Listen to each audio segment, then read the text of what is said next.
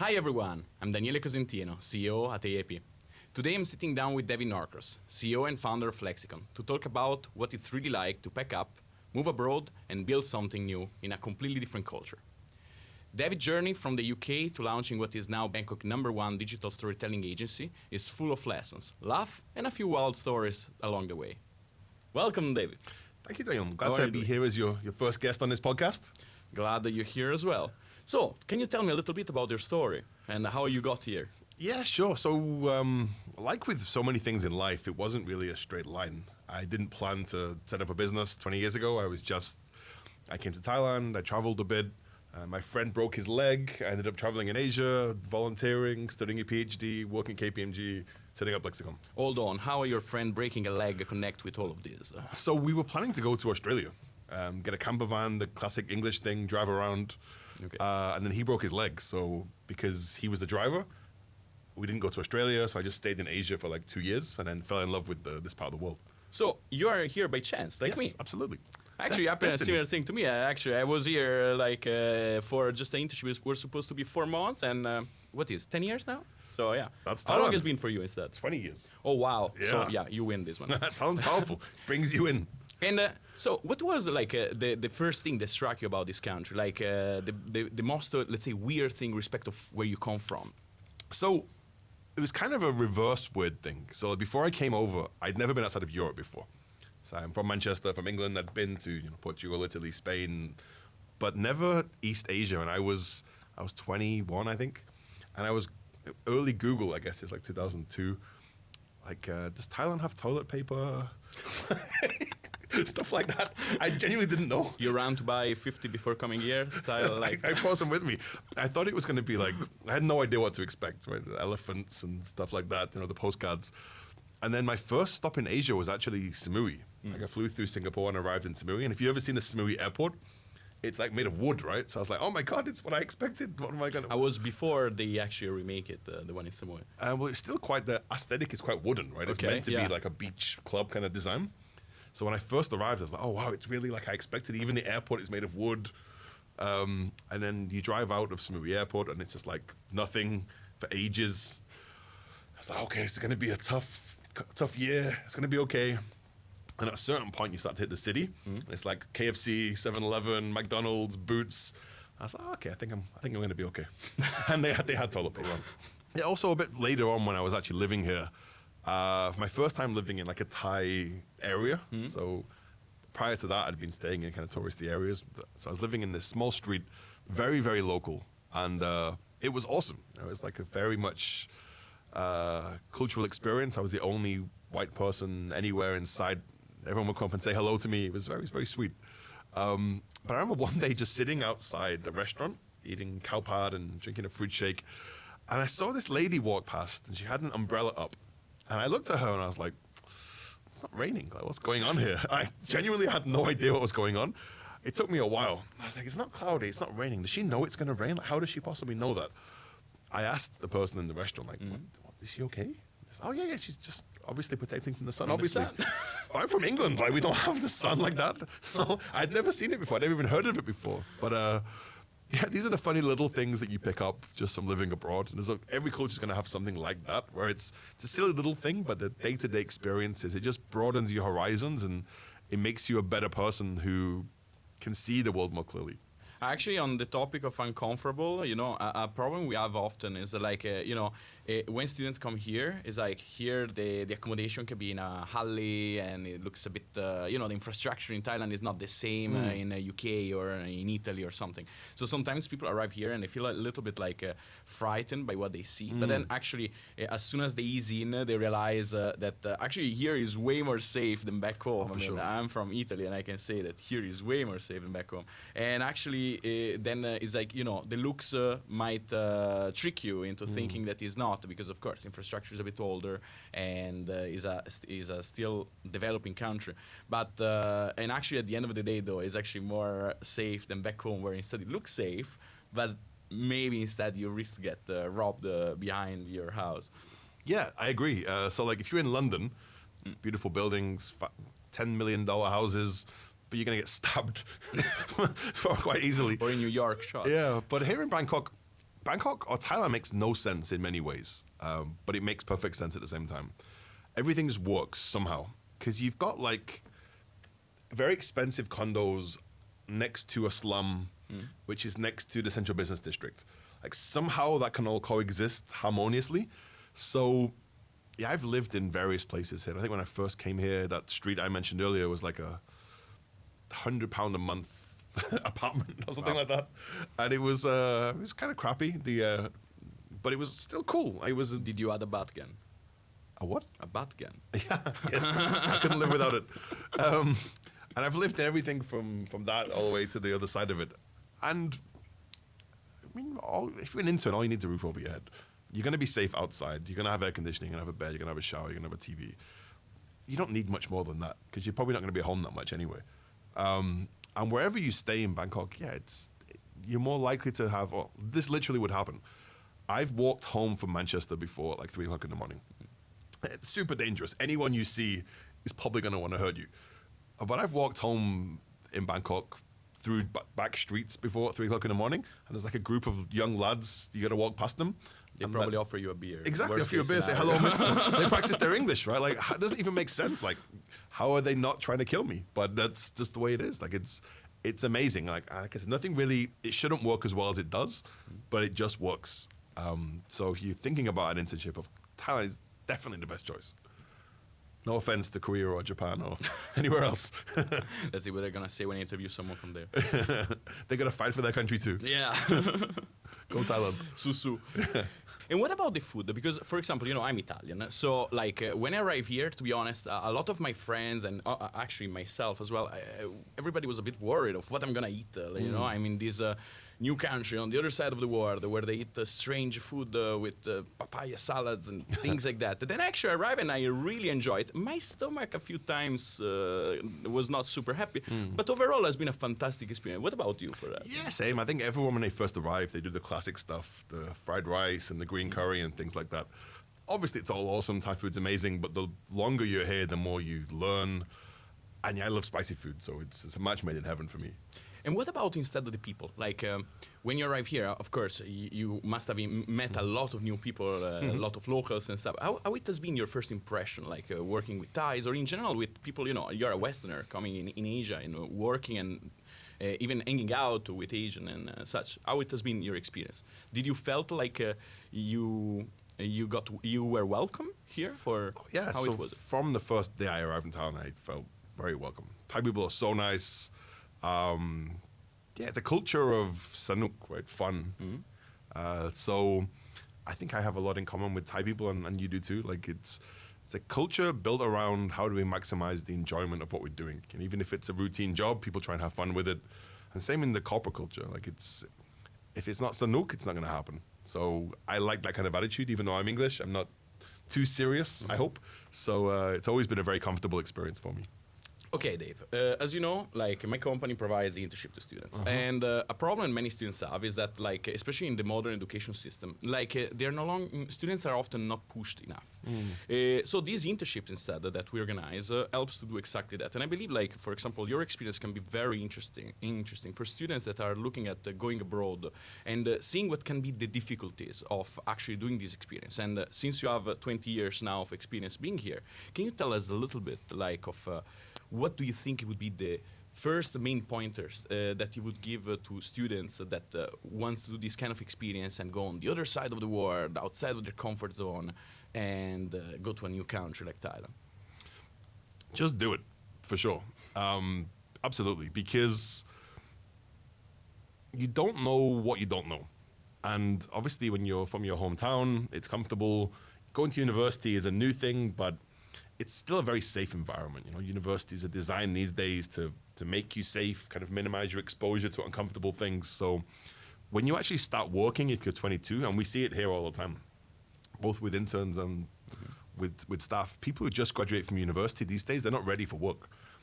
So I think if you go on an internship and you get to see a different country especially, you learn a load of soft skills that are really going to be helpful for later. Like you learn how to navigate a new culture, how to get beyond cultural misunderstandings, how to toughen up a bit, how to fail, how to make mistakes. You kind of need those lessons in life if you want to succeed. And These are very transferable skills that help you later to become a good manager too. Would you say that many times, especially in this kind of experience, it's better to actually have soft skills more than actually practical skills? Because the practical skills, you can pick them up maybe later. But soft skills instead is what really gets you, give you the energy to go out there, meet new people, and have new experience. Absolutely. And I think that's always been true, but it's even more true now in the age of AI. A lot of the jobs that we know now are probably going to be computers and robots. So the jobs that will always survive are the human-facing jobs. So someone who knows how to handle conflict resolution, how to motivate people, how to sell even. These soft skills are going to be way more important in the future than in the past. And you see it now with like carpenters and those kind of jobs that AI can't replace. They're the highest paid jobs right now. So there's nothing more testing than throwing yourself into a completely different environment and thriving. And it's a kind of safe sandbox to do it in an internship because the risk is very low. And you've got AIP taking care of your accommodation, your visa, hopefully you're in a nice company like Lexicon. So you can't really fail. And you can just like test the waters of a new environment. And it'll give you a lot of confidence when you get home if you can, if you can thrive in that environment. Or maybe you never go home like you and me. Oh, exactly. But just the experience of it, I think it stands you in. It's great for the resume, but it's even better just for your own personal development. You can't teach those skills. Talking actually about experience, because every time when, especially when through university programs or even just direct programs like going abroad, going to new destination, like usually there is this focus on which everything has to be perfect. Of course, as a business, we want to provide to our customer the best experience possible. No one wants to sell a bad experience. But sometimes, useless to say, it might be outside of our control. There may be some other situation, like for example, our customer that were stuck abroad during COVID. Or if something happens at work that has nothing to do with your work, or something happens back home. And sometimes the experience may not be a good experience.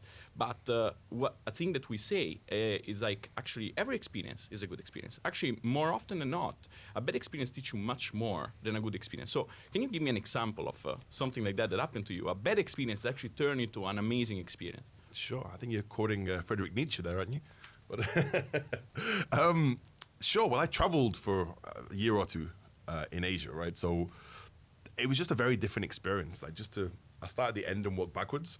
When I got off the plane in England after my first year of traveling, I'd been across like wooden bridges that were almost about to collapse. I'd been on trains that were 2 hours late. I'd seen people die on motorbikes. I'd seen a lot of stuff. My friend broke his leg. I got off the plane in England, and then there was a parked bus just in front of the plane. And I kind of just stepped across the line to kind of get out of the way of the traffic. And then they was like, no, step back, it's dangerous.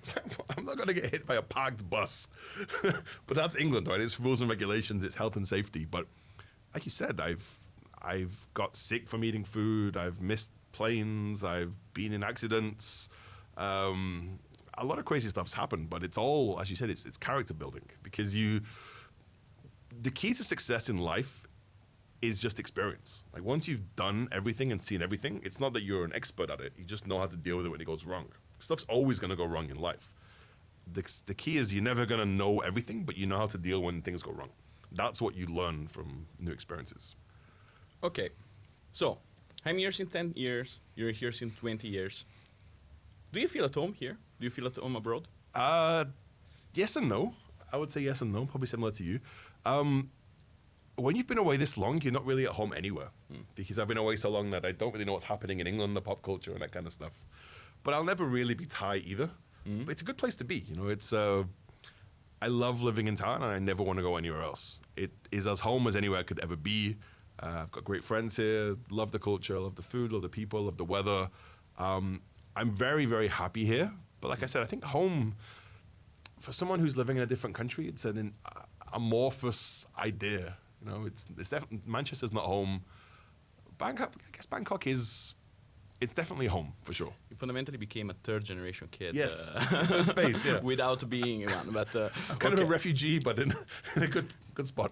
I can feel that. Like, actually, for me, many times I feel like being abroad, you like many people take as an example the life of the locals.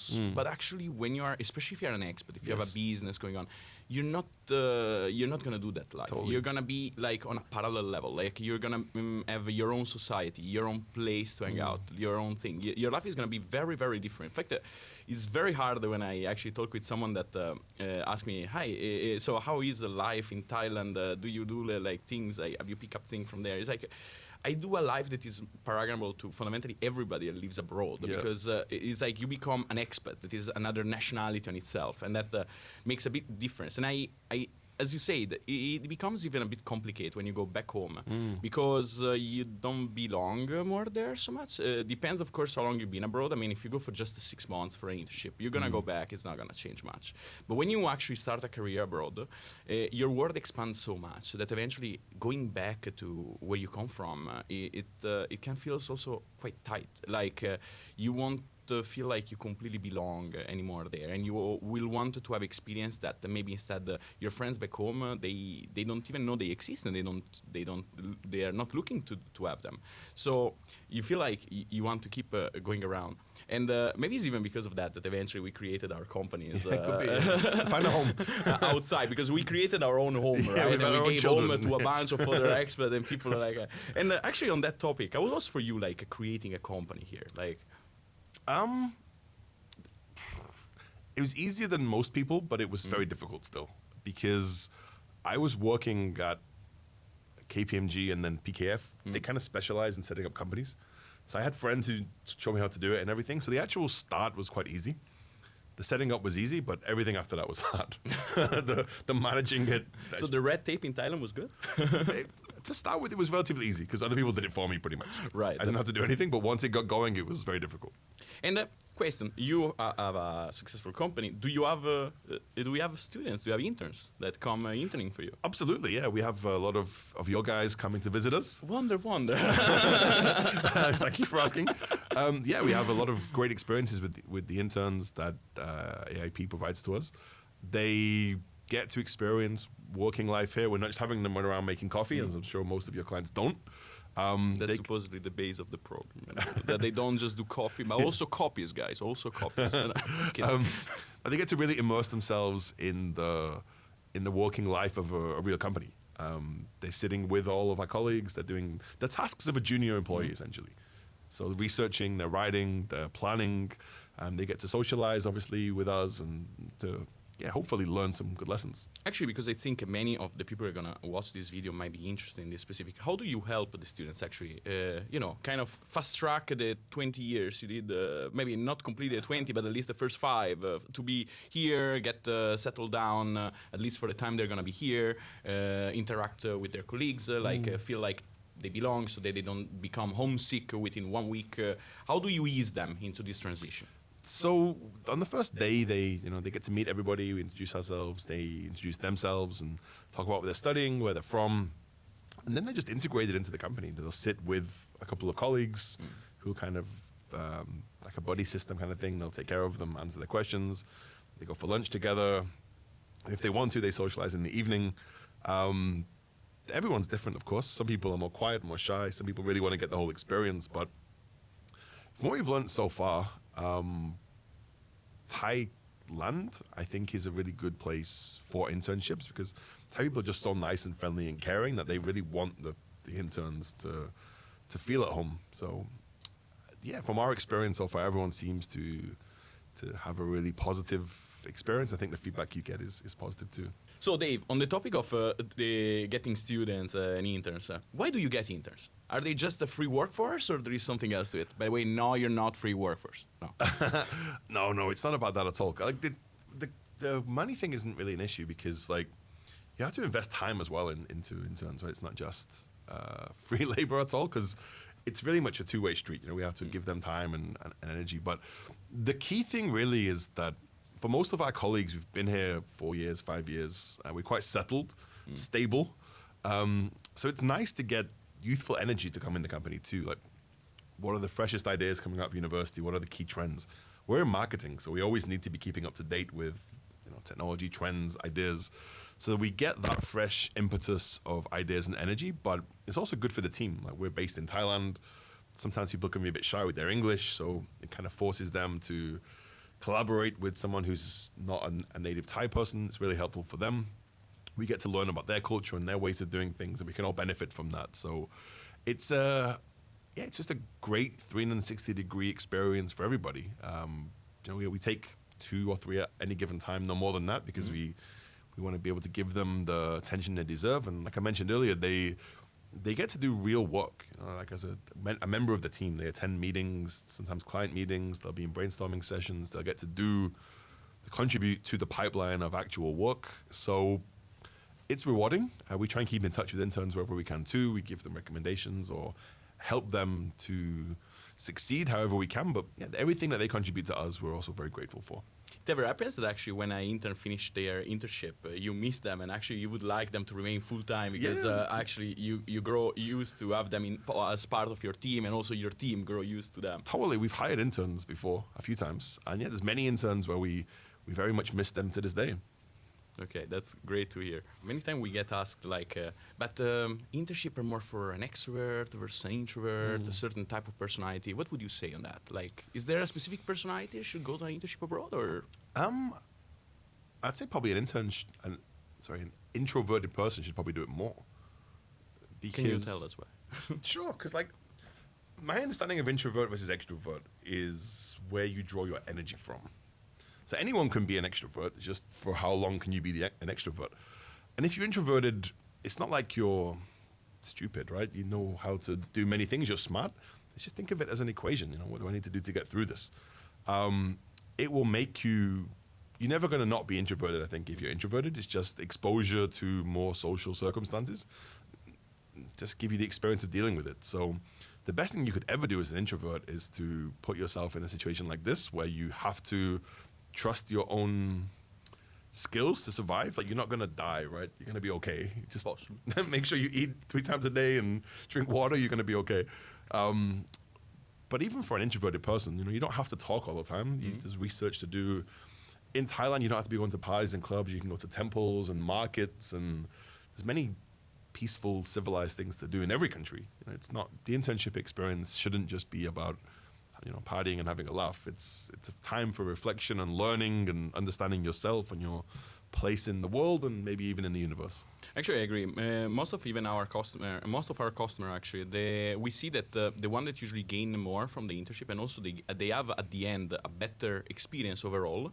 Our students are more like, they fit more in the typology of an introvert more than an extrovert, because I believe especially if you are too extrovert, you go to a place like Thailand that uses to say that it will have less boundaries than maybe back home, and you will start to go out, explore, party, and you might miss a lot of the experience you get along the way, because hangover are terrible, and you won't have the time to maybe go to a night market to just enjoy, or to do a day trip to Ayutthaya if you often hang out and you are tired the day after and such. So I can totally agree with you.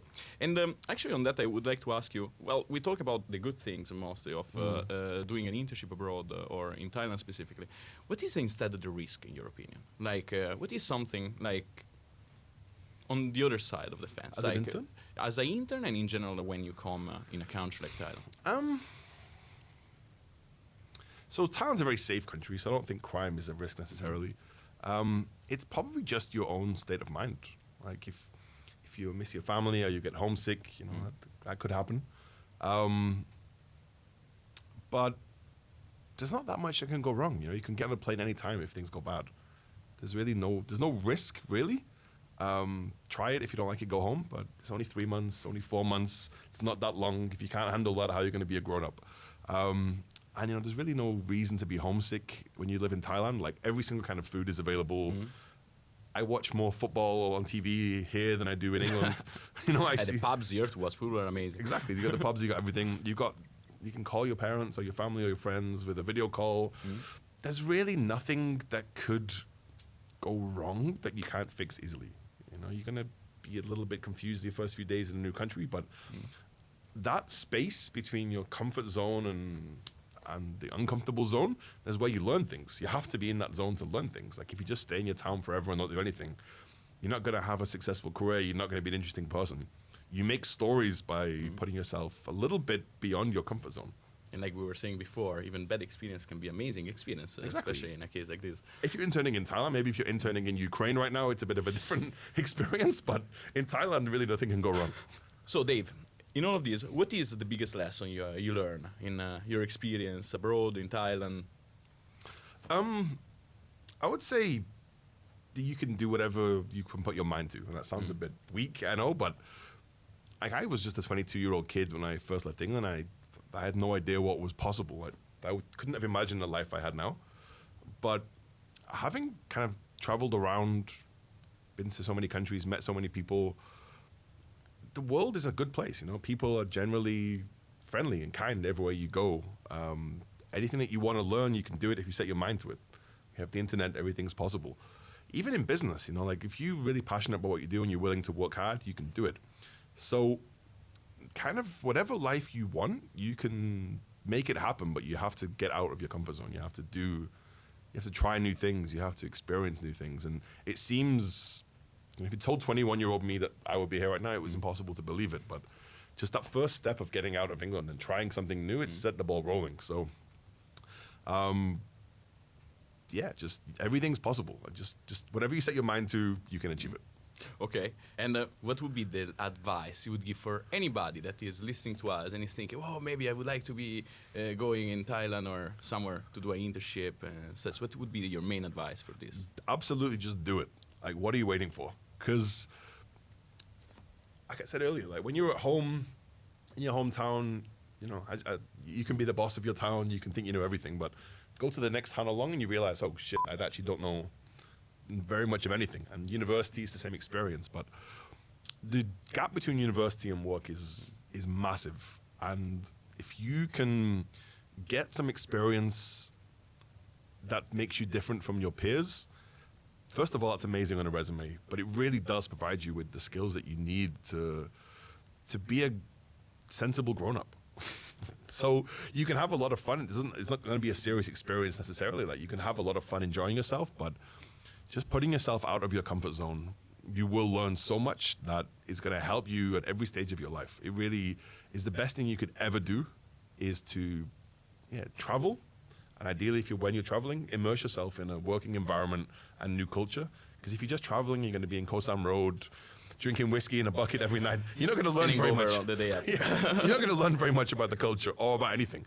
But putting yourself in an environment, you get to fast track multiple years ahead of the experience that you would have otherwise. So, if you're even considering doing an internship abroad, you absolutely must, because it's the best thing you could possibly do as a 21-year-old, a 22-year-old.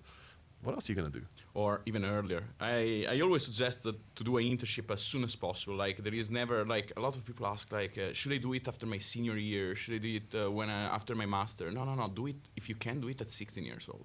Like the earlier you get the experience, the better it is. Like as you also said, like it will help with your CV. In general, work experience, especially outside of your comfort zone, which means usually your country or your region, it's already very valued. But while that is good for the books and for the transcript and such, the experience you will really make by doing this kind of experience will bring you really forward. For one person might be Thailand, for another person could be South Korea. Someone might go to Italy or UK. Doesn't matter. The important is getting out there, like Dave rightfully has just pointed out.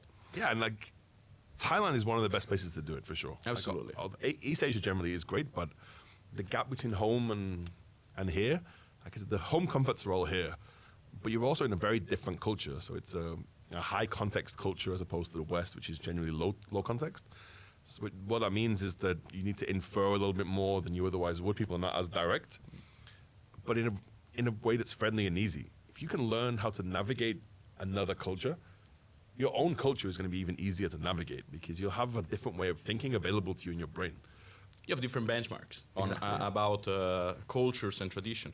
Now, and also, you're right. Like Thailand is a place where like tradition is here and is widespread everywhere, but it's not hard to get into it. Like also Thai people are very welcoming in it. They don't try to gatekeep it and letting you outside. Actually, they will be try to welcome you as much as possible into it. So you can also decide to go all in or just a little bit and just instead enjoy being an expat and such. It's Thailand is definitely a very good starting point for an experience abroad. Yes, I'm British, so I can say whatever I want about Americans, I'm sure. But like cultural appropriation in America seems like a big thing that I never really understand. But over here, like they love cultural appropriation. Just go to Copenhagen. They have Valentine's Day, they have Halloween, they have Chinese New Year, Thai New Year, all the New Years. Thais love every kind of festival. And in the same way, if you put on a Thai dress and you go to anywhere, they will love you for it. You know, like as you said, that so. It's very, very warm and welcoming. You can rent the costume in front of the temple, so you can take the nice picture dressed in the typical Thai clothes. I did it once, by the way. Please put that picture on the screen. Nope. Anyway, thank you, Dave, for coming here today. And, hope to see you again soon. Yeah, thank you for the time. It was amazing.